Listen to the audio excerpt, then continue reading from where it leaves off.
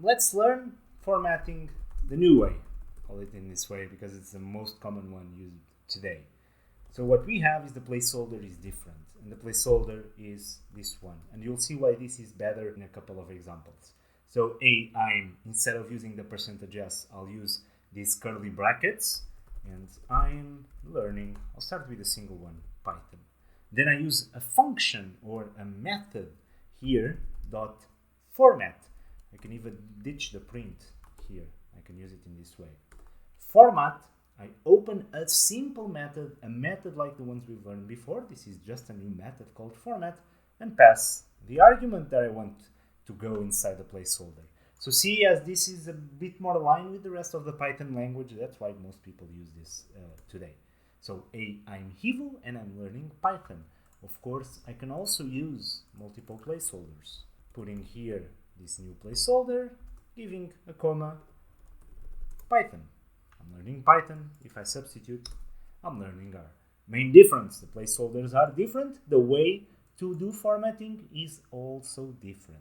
Okay, I think here it also works without the print. I think, yes, it also works without the print, but even so, this % sign is a really, really special use case here in Python. It's not much used in anywhere else, while the format is used, or at least this method way of doing things is used throughout the language. Now, a really, really cool thing of this new format is that I can, instead of just using the positional part, I can use named versions of the arguments, which is really cool. And I think that in this way, at least, I don't know if it works, but I think it doesn't work in the old way. I don't use the old way that much. So if I go here and put, for example, inside the curly brackets, name, and here I'm learning language, or just lang, here I can use that as argument names to be matched with the string that I'm formatting before, which is really cool. So name is equal to Hivo, lang is equal to R. Running this, cool, worked. Now, one of the cool things is that I can switch these arguments because I have them mapped by the name that I'm doing, by the name that I'm giving in these argument names. So if I run this, I have the same I'm Hivo and I'm learning R. It's not I'm R and I'm learning Hivo. So this new format, the new formatting way, is really, really cool and you really use throughout Python. So here what happens if we mess with the placeholder? For example, if instead of calling it lang, I called it language here, but don't change it here, I'll have a mistake because of course Python will not find the corresponding argument that is searching in the format method. Okay, so this is the only restriction. What's in the format must match with what's in the arguments of the format method. So this sentence should not be too odd or alien to you right now. The fact that I'm saying this must match the argument that's inside the format method.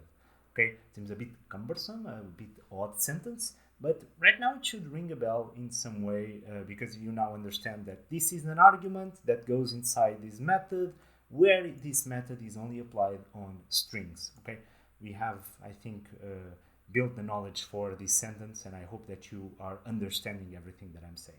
One of the cool things can also provide numbers. For instance, 5 plus 5 is equal to, and using this, and using our placeholder, dot format, 10. 5 plus 5 is equal to 10. I'm passing an integer here, I'm not passing a string. That's cool, I can use numbers directly. And another cool thing is that I can even do calculations inside the format method. For example, 5 plus 5 is equal to 5 plus 5. Will this work? Oh, let me take out the mouse. Will this work?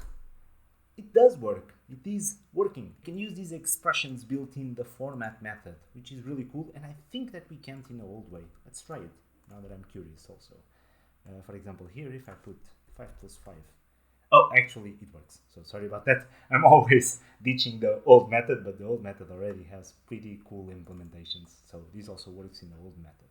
One of the things that we can do here is to embed, for example, expressions right here. If I take this out and do, for example, just calling format, this will be a bit weird because it will treat 5 plus 5 as a key, and that's not what I want. I want this calculation to be done immediately. That's why we have f strings, which is another way to format things here in Python. It's a bit intertwined with the new way of formatting in more recent scripts that you may see. So as this doesn't work, we have these f strings, which are cool. Which f strings are basically, instead of using the r, remember the r for the raw string, we can use f strings, which are these f, and I can pass 5 plus 5 is equal to 5 plus 5. There you go. So this makes the calculation immediately with the f string. I don't need the format. If I want to do some calculations inside the formatting, the f string is a really, really cool thing. I can also pass functions, just like I could also pass functions here in the new method. For example, abs minus 10, and I can put the absolute value of minus 10 is equal to 10, abs minus 10. But notice that the function is being applied directly here in the placeholder. It's a bit different than using the format right here. So just be aware that these f strings also exist.